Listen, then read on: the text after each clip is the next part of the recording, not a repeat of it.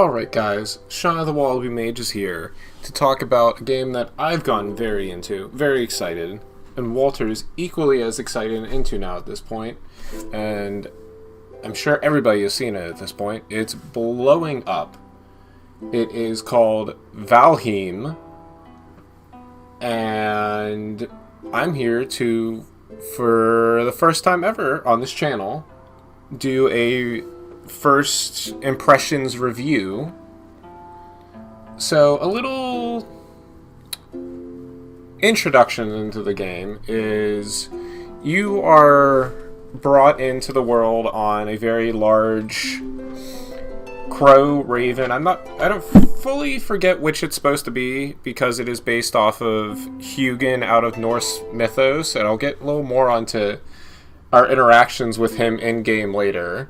But you were brought in, you were dropped into this little circle of stones that comes to play a much bigger role in the game as you go more and more on. But yes, you're dropped in. You're told that you were chosen by Odin to grow and be powerful. It seems that this is almost like a Purgatory vibe, is what it seems like going on. So, you get that. You get dropped in. You get your little starting info of how to do anything.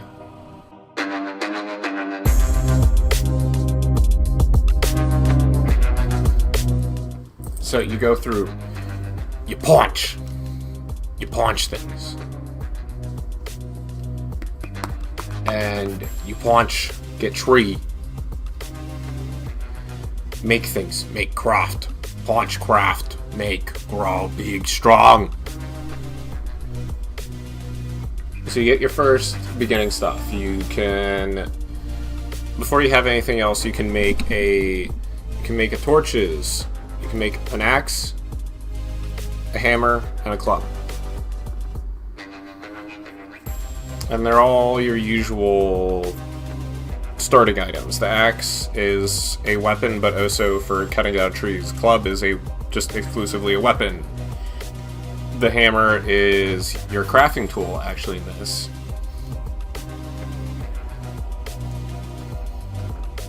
Go through, you're collecting resources. You then are like, okay, I'm gonna start my base. How do I start my base? So you have to take your hammer and make what is a workbench, which your entire gameplay at base centers around.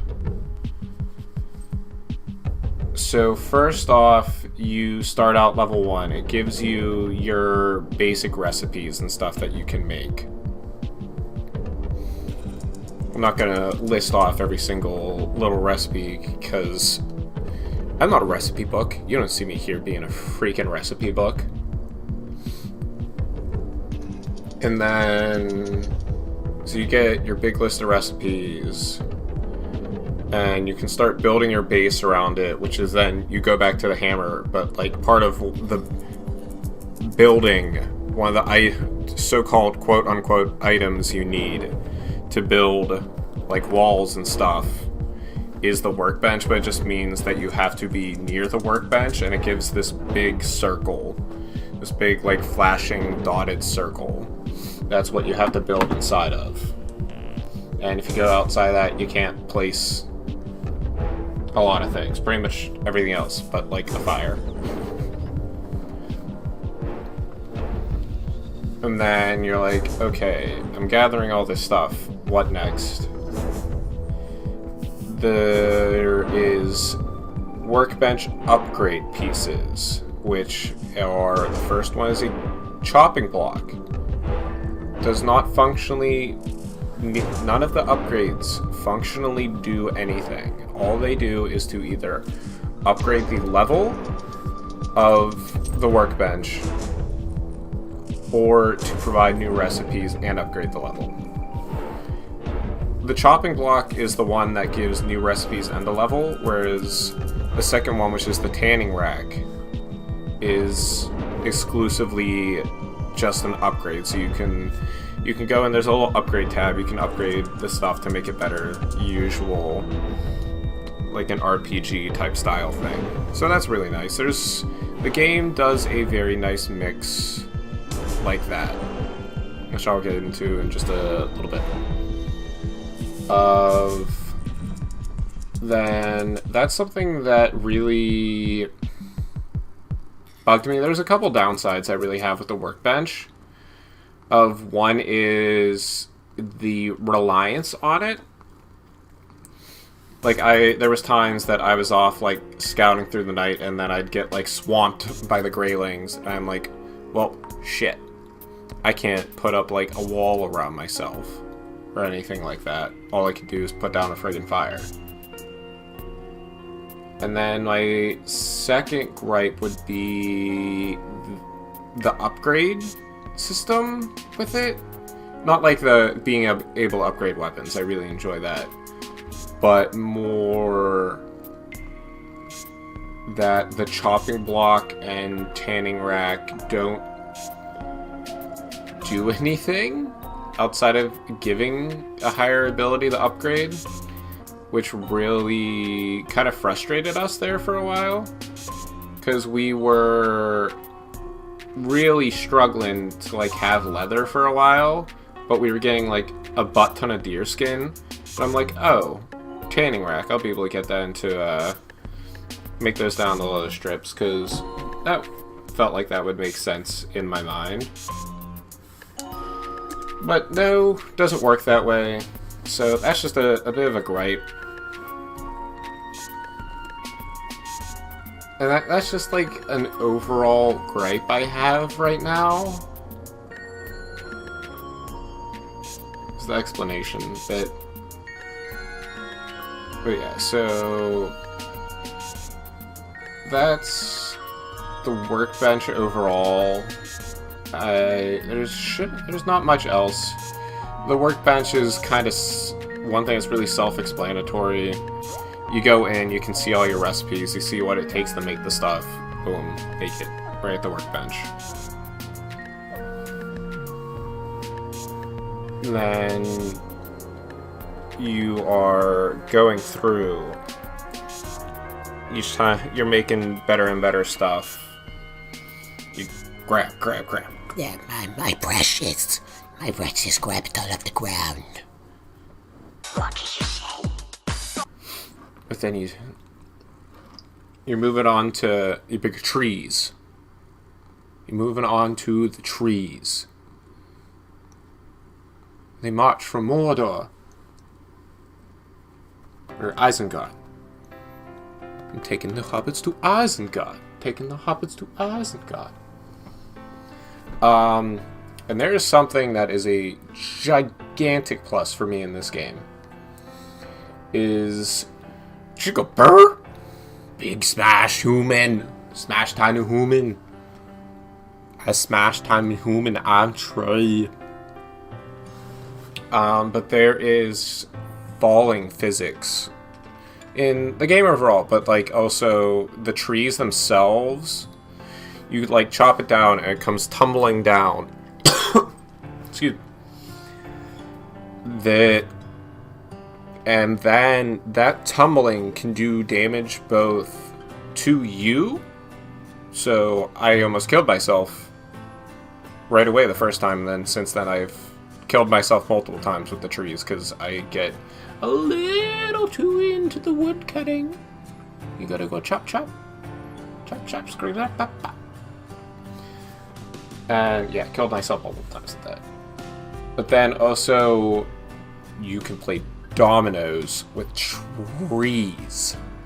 You can play freaking dominoes with trees, and it's awesome.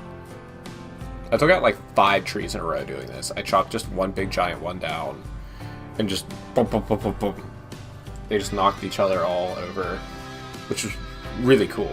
I was brutally excited when I found this out. I was having like a geek attack over how cool I thought this was. And then another big building physics that it's very cool, but also drives me up a freaking wall, is the breaking, falling physics of buildings. If you don't have support for your buildings properly, it just breaks. The part that you try and place after like 2 seconds just breaks. Not the same of like the tree coming crashing down on you. It just like explodes. So I was trying to make the base, and all of a sudden I place a thing, turn around, just hear boom. I'm like, what the hell was that? Turn around, there's just not a thing anymore. I'm like, that's awkward. Place again, same thing. Yeah, so that really cool. Drives me personally insane. Then, so that's that. And then another early thing you'll kind of learn is that you don't have to eat to survive. I love not having to do that in this game. Love, love, love. I hate the tediousness of having to just eat and or drink to just survive. Like, oh, I'm sitting here, I just want to farm, chop down trees, go do whatever I want. Oh no, I'm about to die from hunger. Crap. Gotta go out of my way to do this. Now, the food in this game is purely to boost health and stamina. So, if you're just like farming or chopping down trees, you don't have to do anything. You just sit there with your base little 25 health and your piddly little stamina. And if that makes you happy, you can just sit there like that and you don't have to worry about it, which is awesome. So more, I was focused on like having food built up for like, say if we had to make like a big run back from dying, have food to either have health / just more stamina to get there. A little tiddly bit there, you have to eat different types of food.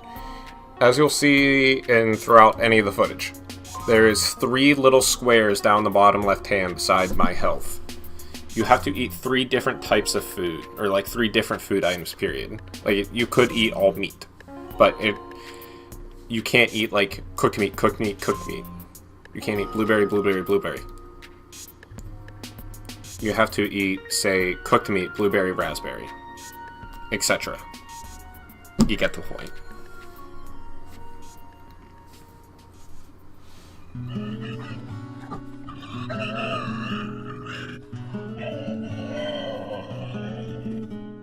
Alright. Moving on to the next steps of survivability. Because the crafting's pretty standard. Outside of like the house building that has all the supports and all that, and that's it gets a little wonky, obviously. You go into the crafting, you go into either the workbench or the forge once you get metal. And it's just a list that it tells you what items go into it, and then how you go to gain more recipes is with the upgrades I was talking about. So you just kind of just go. The crafting, you'll just see. It's general crafting. Get crafting. You need lots of leather scraps. The way to have a consistent supply is you have to breed boars, which is the biggest pain in the butthole, and also doesn't really give you an explanation to do it. I had to look it up because we were literally just so starved for leather scraps. At the start, it was just like, I was like, there has to be some way to get more scraps. So you can breed, you literally have to drop like vegetables. You have to drop either mushrooms, blueberries, or strawberries on the ground, and they will get hungry, they will come and eat it, and then there will be an affection percentage that raises up, and it takes forever. I was sitting there watching for just like an hour and a half straight of just coming and dropping food and running away. But the way that makes it easier, I thought maybe there would be a follow mechanic. No, there was not a follow mechanic. There was a mechanic of, I just had to shove the boars with my fucking face, which was ass. Apparently the better way to do it is to scare them into a pen and lock it. And just keep them trapped in there. And just keep repairing it. Didn't think about that. No, I had to be the one to hope that they would just follow. So you go through that. Apparently you can also do it with wolves, which is much, much later in their ass. There will be we'll give you a full deep dive into the woofus. So, you breed boars, get you lots of meat, lots of scraps. I recently lost them. Bye boars.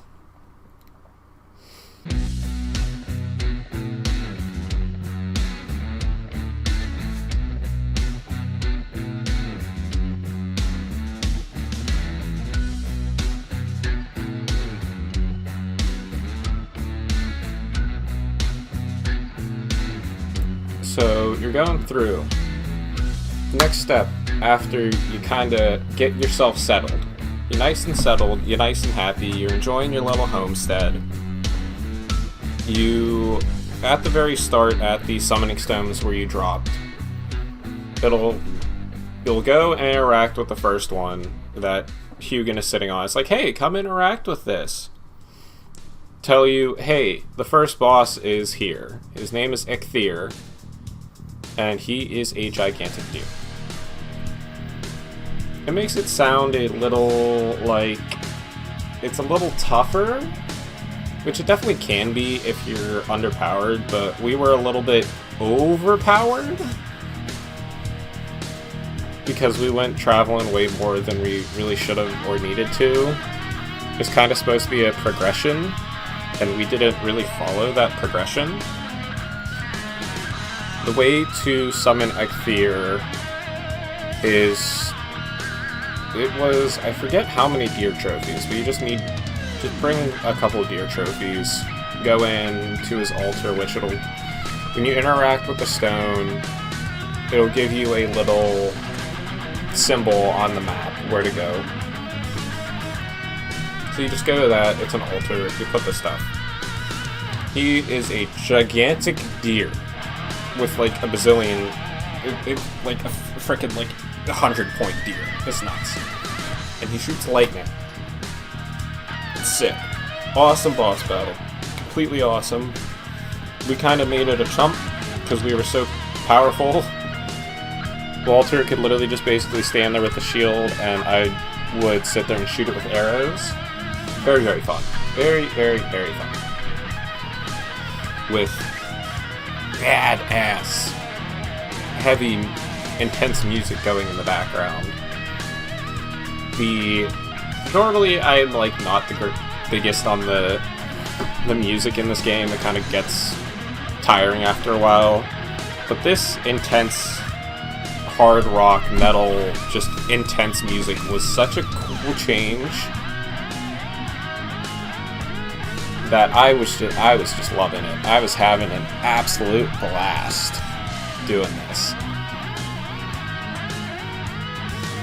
So, you get that, you're having a great time. You just whoop the deer's ass. Whoop the big giant deer's ass. It'll drop hard antlers, which will give you the recipe for your first pickaxe to then... That's the progression. You get your pickaxe. You go into the next area, which is supposed to be the Black Forest. We went a little early. So you get that. You go there. Then you can finally start getting metal. But you need to go, it'll just be a big, the copper is a big vein that sits on the ground. It looks kind of just like a giant rock, but you put your mouse over it, it'll say copper deposit. And then tin, which you need to then combine with the copper to make bronze, is kind of just like a little, looks kind of just like a frickin' clam. Kind of clam looking ass thing on the ground that's silver by, I think it's always by rivers, little waterways. So you go collect both with the pickaxe. You have to go down into the they're called burial chambers, crypts, something like that. And you are going through, it's like basically just your run-of-the-mill dungeon is really the best way to put it. Just a dungeon. It's creepy, dungy, gross. You go through and you gotta beat up some skelly bones. And you get little red shinies. Little red shinies that Walter loves his red shinies. They're Surtling cores. That is how you will refine your metal. Once you get those, you'll get the recipe for using your hammer and making a kiln and a smelter. The kiln is just for you put in wood and get charcoal, which then the charcoal fuels the smelter, which will take your raw shitty ore into bars. Make it pooped out. Bam. You can make things with that. Which you'll take to the anvil that you'll have to build. Same thing with the freaking workbench. It has to be undercover and it gets upgrades so you can keep upgrading all that, yada yada yada yada. It's the metal workbench is all it is.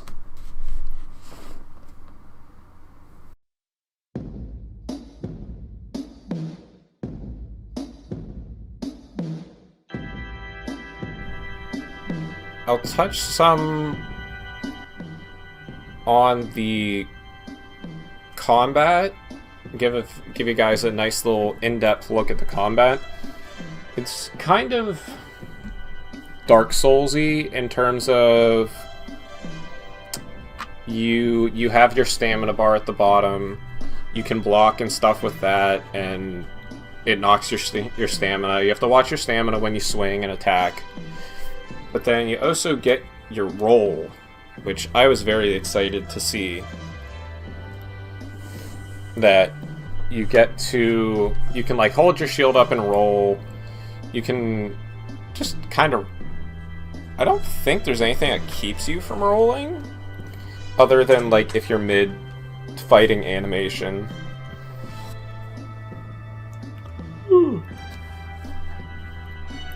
And that is very shocking for a survival game. I was not expecting an in-depth combat system, at least that kind of combat, where you can like dodge and roll and actually kind of like sort of deal with like big groups of enemies. If they're like not doing like AoE damage, you can like kind of roll around even in like a group. Which was wonderful. As you know, I'm a giant Dark Souls nerd. Walter has more time in Dark Souls, but I nerd out quite a bit more over Dark Souls and have like a weird obsession with anything Souls-like. I deeply obsessed with it to the highest extent. It is my jam. And if I can get that combat, I'll take it. Gimme. So yeah, the combat is very, very nice for a survival game.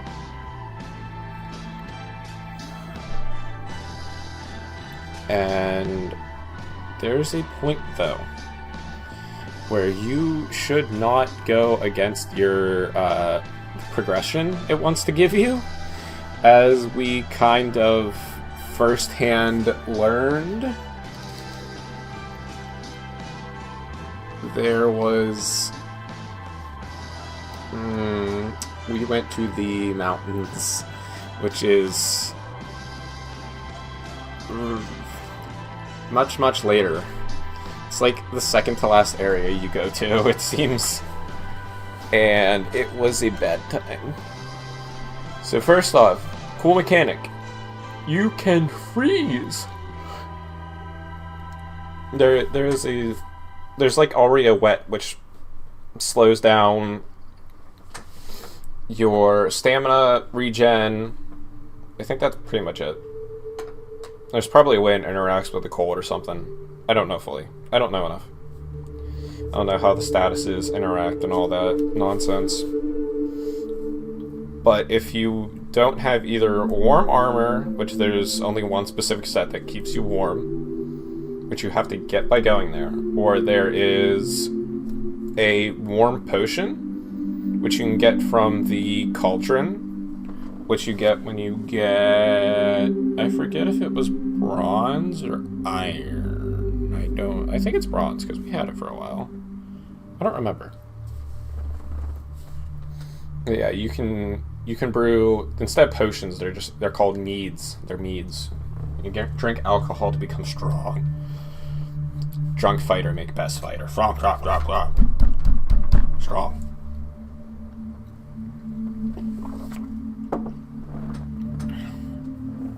So otherwise you will freeze to death. You will take continuous damage once that starts. Which we were like, okay, we'll just kind of be running in, running out, to see what we can find up in there. Surprise, surprise, there is a lot of death. There's a lot of death there. First thing we find when Walter's going up through Mr. Juby Stealer, Juby Shiny Taker, find wolves. We were underestimating this, because we were like, okay, we killed a giant lightning deer. How god-awful can wolves be? You were sorely mistaken. The wolves were much worse than Ecthir. That was... Thanks for the windblower, sir. The wolves were awful.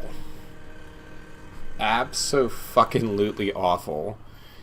If you're not, like, 100 health, if you're not pretty much almost, like, maxed out health, you're just dead. They will one-shot you. You can sort of tank it with, like, a bronze shield, but your shield's going flying. You better be running that second, otherwise you fucked. So yeah, Walter got fucked by a wolf. I managed to escape. We had a little meltdown here after that. First, the drakes. I was waiting for Walter to run back. I'm like, oh, cool, look, a Durgan. I forget if they're drakes or wyvern, or what the hell they're called in the game. But, I'm like, cool, I'll just take it out. I have fire arrows. It looks like it's icy. Fire arrows will do well against it. Yeah, they do pretty well. And it's shockingly kind of easy to dodge its attacks, but if you get hit by these attacks when you're underpowered, fuck your health. It did a shit ton of damage. And they're just kind of annoying to deal with. But they're cool. I like them. Ice Dragon. Ice Durgans. Dope. I'd rather take those than the wolves. By, like, tenfold. Fuck them. Yeah, Walter finally gets back after I get my ass handed to me by the Ice Dragon. I get back, get my stuff. All good. I'm easy. I was not in the mountains. I lured it off to the side. Played some chicken and cat and mouse with the Drake to get that stuff. It left finally. We spend the next 45 minutes trying to get Walter's stuff, which led to a relatively large meltdown on my part because we finally find his stuff eventually. But I died a couple times in this, and at one point, which is a glitch that is now fixed, but my gravestone just disappeared with all my crap. I was not a happy camper. I was very, very grumpy. I had my fill of the mountains. I still hate the mountains. And we've progressed a bit further. I still hate the damn mountains. They're ass. Ass, mountain. Ass, mountain. Basically looks like a giant ass, too. And so yeah, stay away from the mountains. Do not go to the mountains until you are very, very ready. You are very, very powered up. Lest ye join the Wallaby mages in Mountain Hell. Alright. Final thoughts on Valheim. Oh, tuna. That was my tummy. Final thoughts on Valheim. Very, very wonderful. Except for when your friend's taking your jubies. We're dying like a little bitch. But yeah, overall, really very good. I have my gripes. I don't like the level of unclarity right now. I mean, it's early access, but I still would really like some more clarity in what some of the things do. The fact that there's a breeding system at all. Breeding capture system. I wish that had been told, like, at all. Like, just have the bird fly down and sit its ass, like, right on top of a boar or something and be like, hey, you can tame this, give it food. Caw, caw. Walter's hated the nemesis Hugan. But yeah, so the clarity, the tanning rack, I already brought up. I wish it was some of the upgrades at more points. Because some of them literally just raise the level so you can, like, upgrade gear, which is cool that you can upgrade gear. I always forget about that. I was like, damn it, I wish this was just a little bit better. And then you can go and make it a little bit better. You take resources, upgrade it. It does some more damage. It gets pretty close to, like, the next level of gear. More clarity. The curve gets very nuts. But then severe positive overall of pretty good crafting system outside of, like, the confines of, like, having to use the workbench so much in that circle, and then you have to, like, move it and all that, or build another one, which is what I did. I just have a bunch of workbenches everywhere.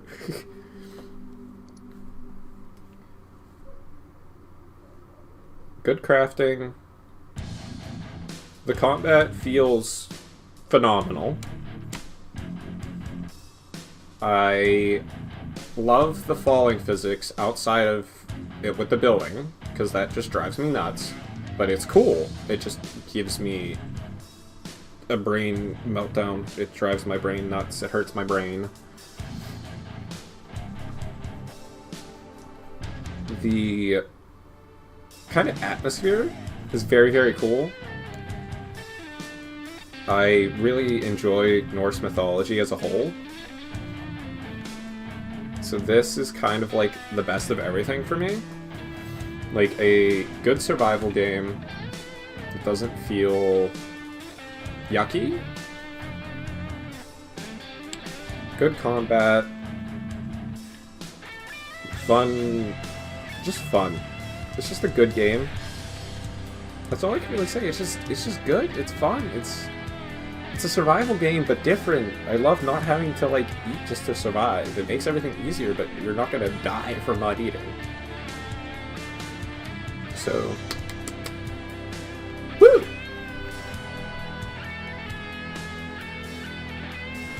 Last night, don't go to the mountains and keep your jubies on you. Keep them on you. Keep them on your person. Don't let them out of your sight. Lest the Wallabies will take them. Take them forever. Right.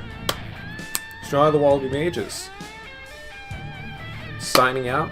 Like if you liked. Subscribe for the vibe. Comment this moment. Otherwise Tuna's going to take my microphone and kill it. It's clicked.